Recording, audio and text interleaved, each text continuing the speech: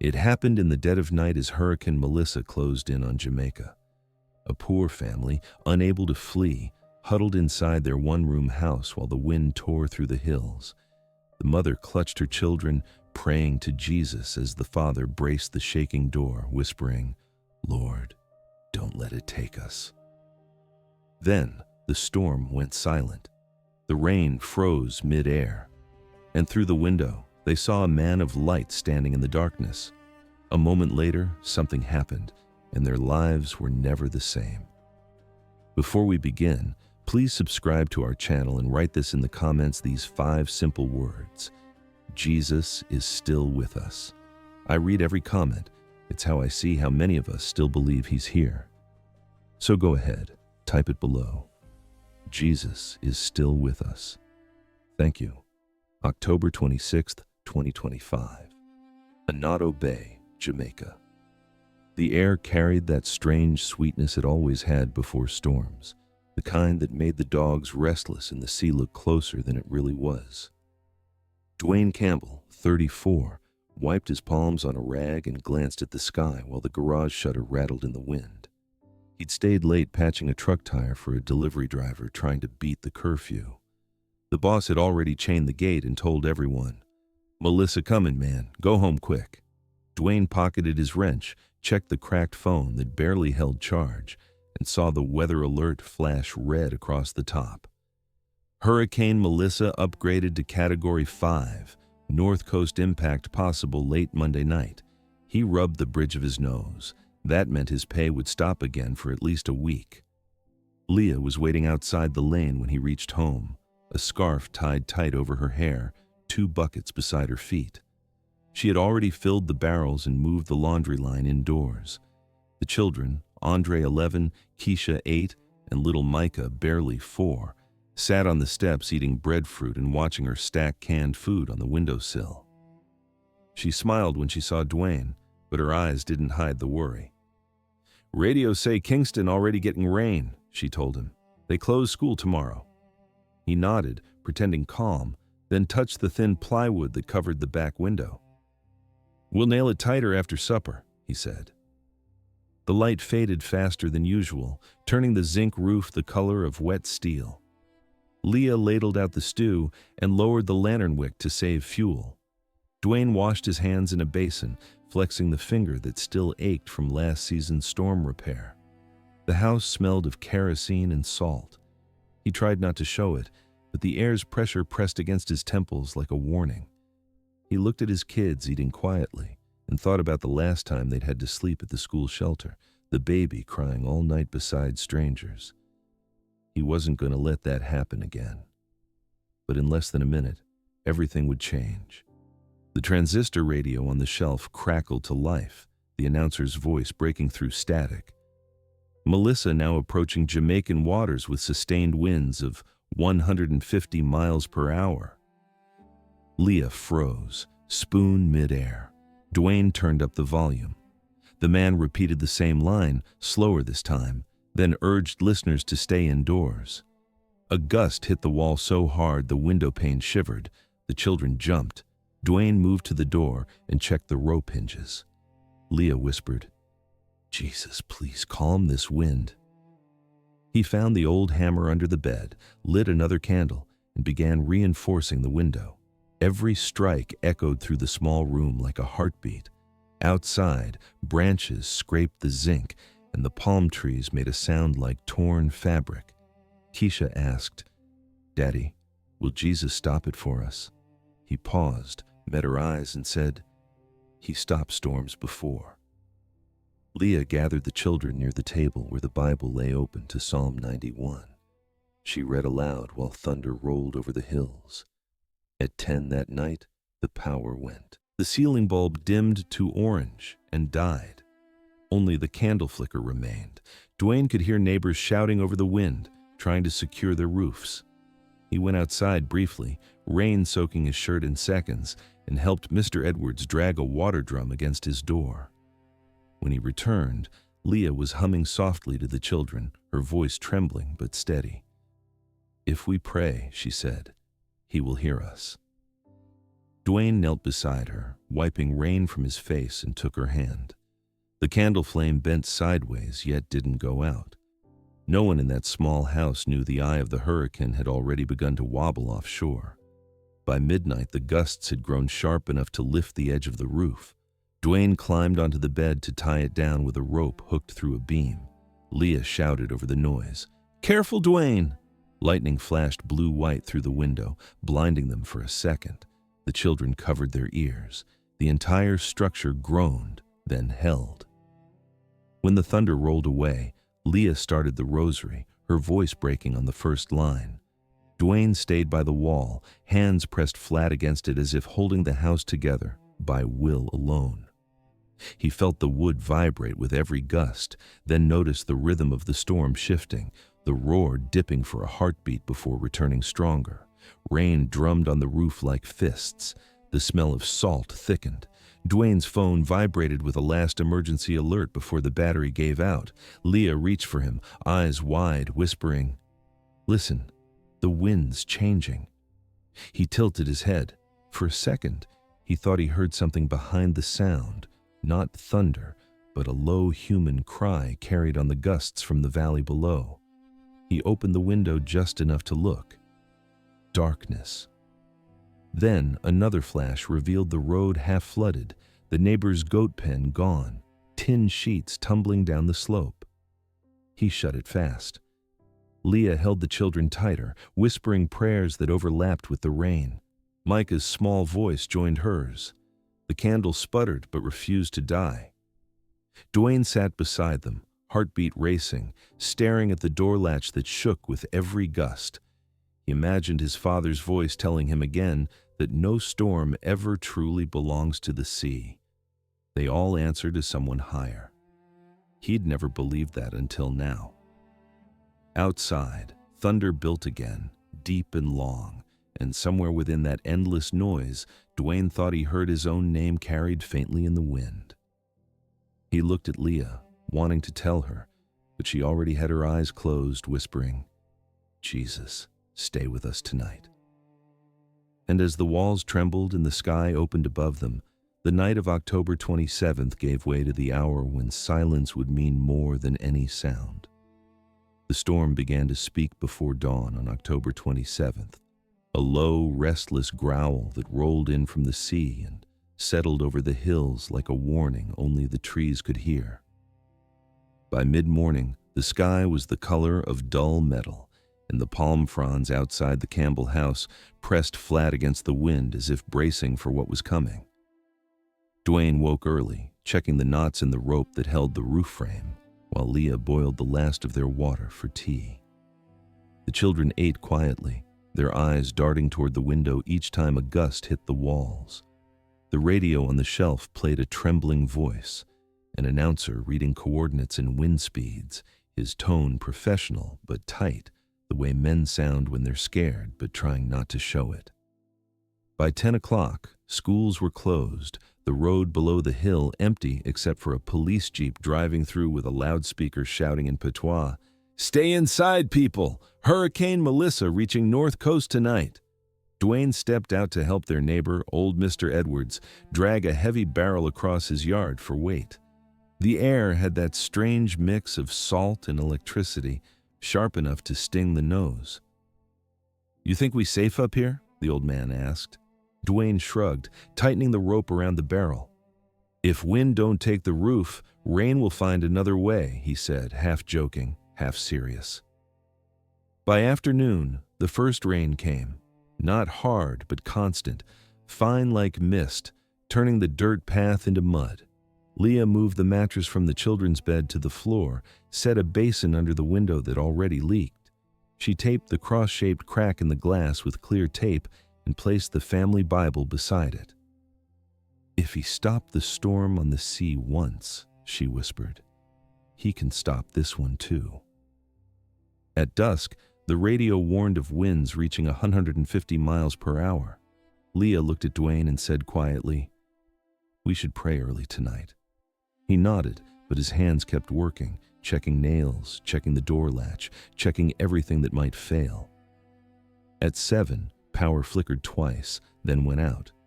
The hum of the ceiling fan died. The room filled with the smell of kerosene as Leah lit 2 candles and placed one in a bowl of rice for balance. Rain thickened on the zinc roof, fast and relentless. Keisha covered her ears. Micah climbed onto Leah's lap, whispering, "Mommy, it loud." The hours after 9 blurred into one long pulse of noise. The walls creaked, nails groaned, and gusts of wind slammed the house like invisible waves. Each time lightning flashed, Dwayne could see the hillsides below glowing white for an instant, then gone again, swallowed by darkness. Somewhere far down the valley, a metal sheet banged loose and flew. Leah held her children close, murmuring the Lord's Prayer again and again. "Our Father, who art in heaven." Her voice stayed calm, but her hands shook. Dwayne's heart pounded with the rhythm of the storm. Then, around 11, came a new sound, low and strange, almost human, like a deep breath drawn through the entire island. The wind paused. The candle flames straightened. Even the zinc roof seemed to stop trembling. Dwayne froze mid-motion, hammer still in his hand. Leah turned toward the window and gasped. Through the rain-streaked glass, a light shone from somewhere beyond the banana trees. Not lightning. It didn't flicker. It stayed. A steady white gold glow that seemed to move closer. And within it, the outline of a man, barefoot, robe flowing, head slightly bowed as if listening to something the world had forgotten. The air inside the house felt suddenly clean, washed of fear. Andre whispered, "Mom, who's that?" Leah's voice barely left her lips. "Jesus." No one moved. The figure lifted one hand slowly, palm forward, a gesture that looked like peace itself. The candle flames rose taller. Keisha pressed against her mother, her small fingers gripping Leah's skirt.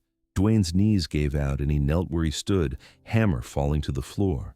The figure didn't speak, but the silence that followed felt louder than thunder. And then it was gone. Just like that. The light faded back into the rain. The wind returned, but not with the same violence.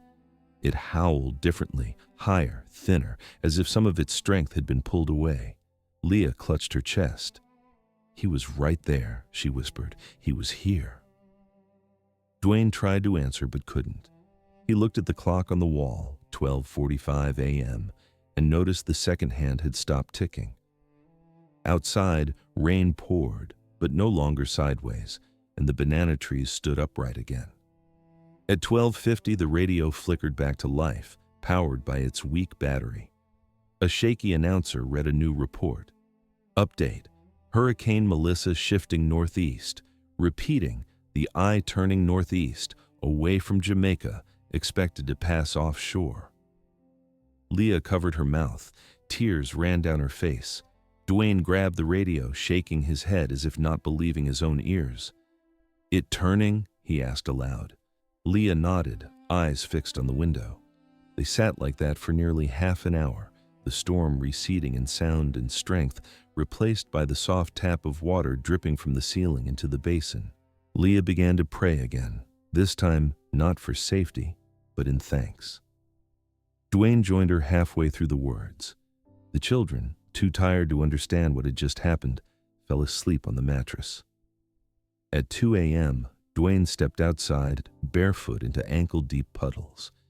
The air was heavy but calm, the sky a moving gray sheet with flashes of faint light far off over the ocean. The wind that had screamed all night now whispered between the trees like something tamed.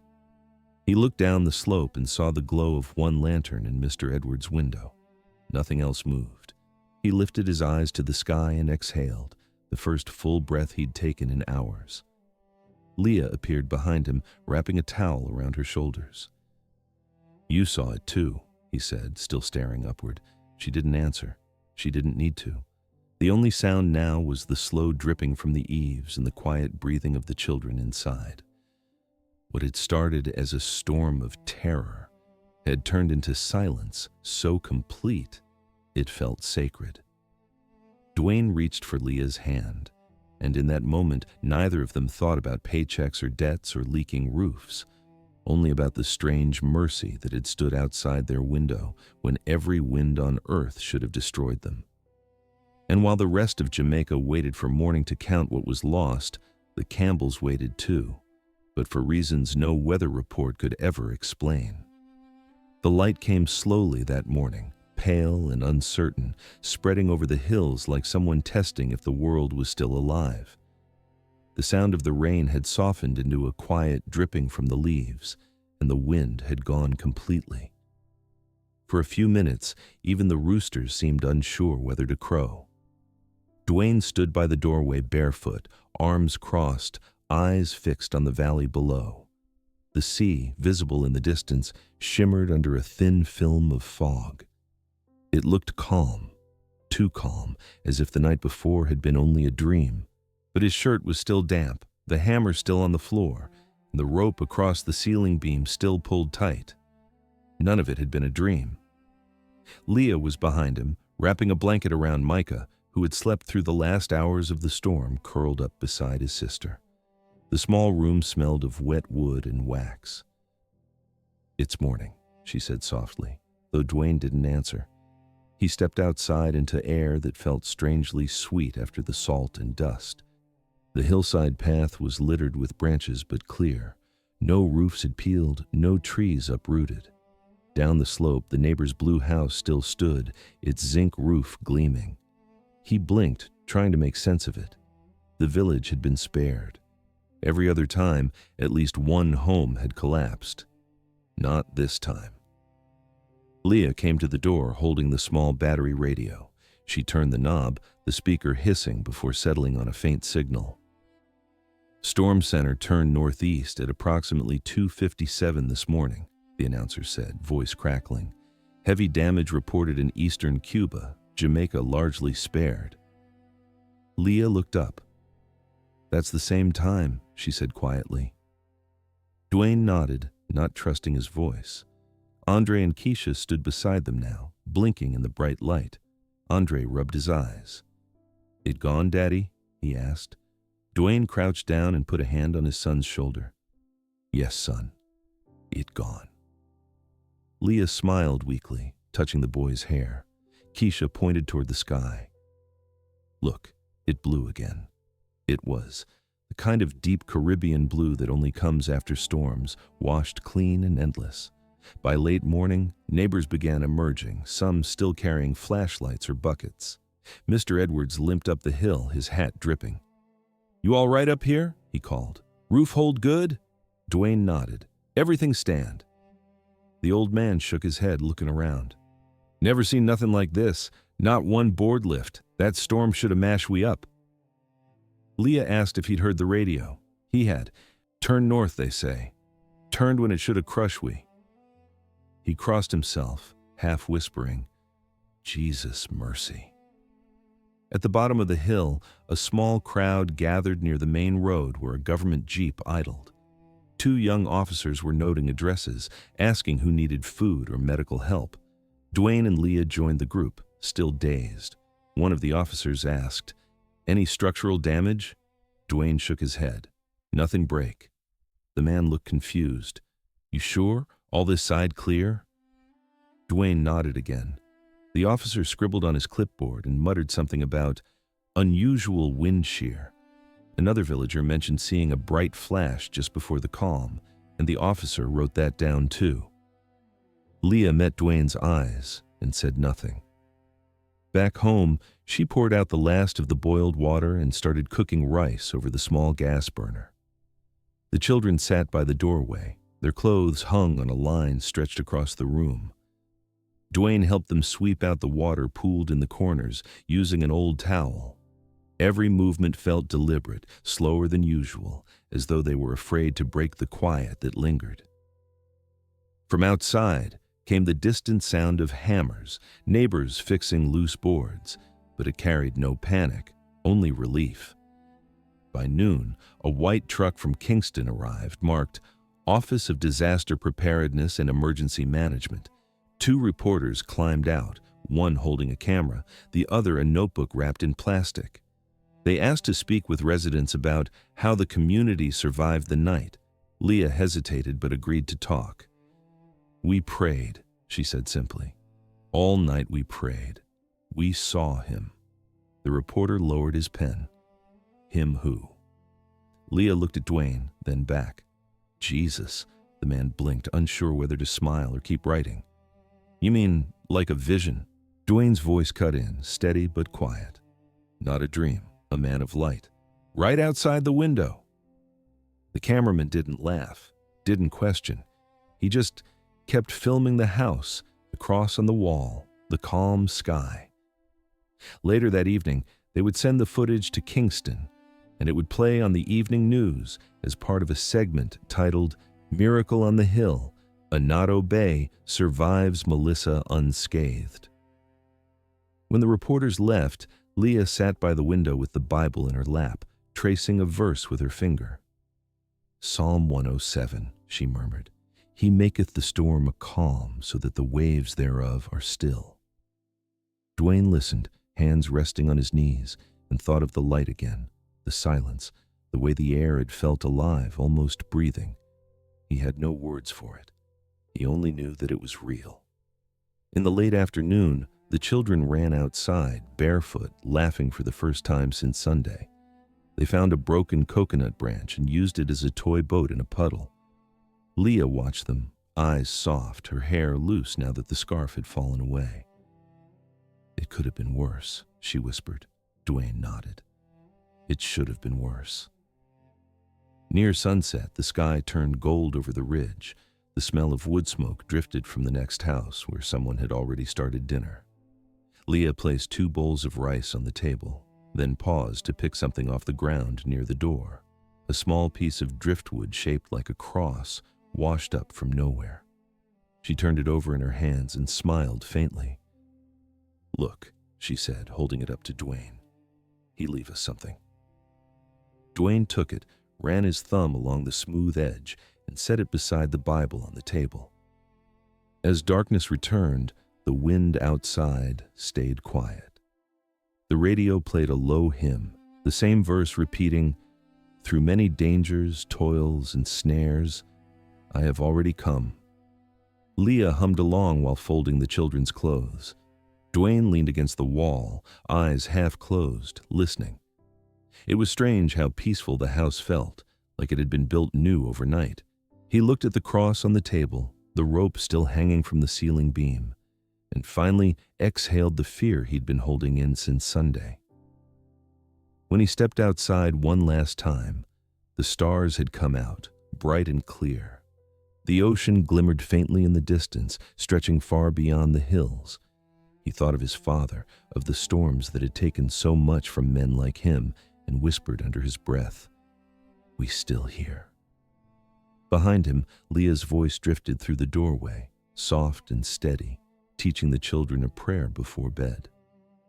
The night settled deep and still, carrying only the scent of wet soil and salt, and in that fragile quiet, Dwayne felt something inside him shift, something small but permanent, like faith taking root after years of silence. By the next morning, word had spread that the whole island was talking about Anato Bay. Trucks rumbled up the narrow road carrying reporters, aid workers, and volunteers who came expecting destruction, and found instead a village standing whole beneath a cloudless sky. Leah watched them from the doorway as they unloaded boxes of water and canned food meant for places that never stopped the storm in time. The children ran to the road to help, their feet splashing through shallow puddles still glinting with sunlight. Dwayne followed behind them carrying a hammer and a smile that didn't seem to fade, not because everything was perfect now, but because he couldn't shake the feeling that peace had settled somewhere deep and wasn't leaving. By afternoon, the crowd gathered near the churchyard. Someone from a news station had set up a camera, its red light blinking softly. The pastor stood under the almond tree, his old Bible pressed to his chest, waiting for quiet. Around him, people held candles in plastic chairs, their faces sunburned but calm. Leah stood near the front, one hand resting on Micah's shoulder, the other clutching the driftwood cross she had found by the door. Dwayne stood behind them, listening to the murmur of prayers weaving through the air like low music. The wind was gentle, carrying the faint smell of wood smoke and sea salt. When the singing began, the reporter lowered his camera and just listened. The voices weren't trained or polished, but they rose together with the kind of strength that comes only after fear. The pastor opened his Bible and read from the Gospel of Mark, how Jesus spoke to the sea, and there was a great calm. When he asked who would share what the Lord had done for them, Leah stepped forward without thinking. Her voice trembled at first, but steadied as she spoke. She told them how the roof had held when it shouldn't have, how the light had stood outside their window when the wind had gone still, how at the very hour the storm changed course. She'd felt warmth on her face like sunlight through water. She didn't say it as a miracle, only as truth. When she finished, no one clapped. The silence was full enough.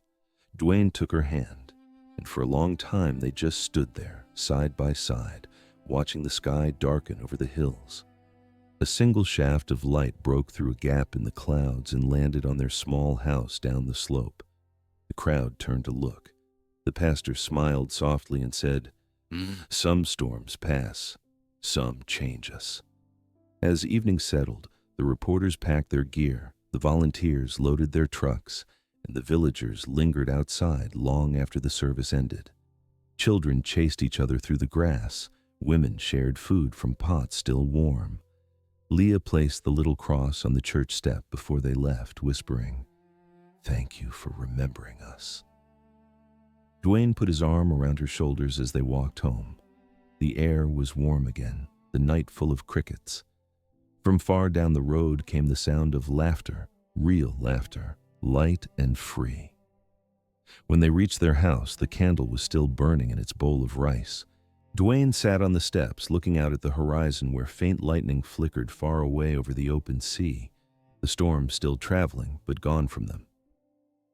"You think he'll come again?" Leah asked quietly. Dwayne thought for a moment. "He never left," he said. She smiled, and the answer felt enough. Later, when the children were asleep, the couple sat together under the window where the figure had stood. Outside, fireflies moved through the dark like slow-moving stars. The world was ordinary again, yet somehow larger. Dwayne could still hear the echo of that stillness from the night before, the peace that had come when everything else had fallen silent. He realized that faith wasn't about being spared, but about being seen. That somehow, in all the noise and fear, they had been seen. And perhaps that is how faith really lives in people, not in the loud moments when we demand miracles, but in the quiet ones when mercy slips in unnoticed, soft as dawn after a night of wind. The storm didn't leave them untouched, it left them awake. Let us pray for those who still seek light in their darkest moments, for every family who stands trembling while the wind shakes their walls, and for those who have lost more than they could bear, yet still whisper thanks through the silence. May our hearts remain open to the quiet ways grace moves, unseen but constant. May we learn to trust not because storms disappear, but because someone stands with us inside them. Let those who doubt find peace, and those who are weary find rest. May every trembling roof, every frightened prayer, and every small act of love remind us that no force on earth is greater than compassion. May our gratitude rise like morning light after rain. Amen. If this story touched your heart tonight, take a moment to write this one line in the comments so we'll know you still believe. Jesus is still with us. I will read every comment. Your words will remind others that faith is alive in this community. Then, tell us where you're watching from. Every voice matters, and seeing believers from all across the world brings light to this circle of hope. Share this story with someone who's facing their own storm right now. Maybe tonight, your share is the message they've been praying for. If you believe that love still has the power to calm the wind, subscribe so these stories of faith keep reaching those who need them most. Thank you for watching. God bless you. And may you walk forward with the quiet strength of those who know that even when the winds rise, Jesus still stands beside them.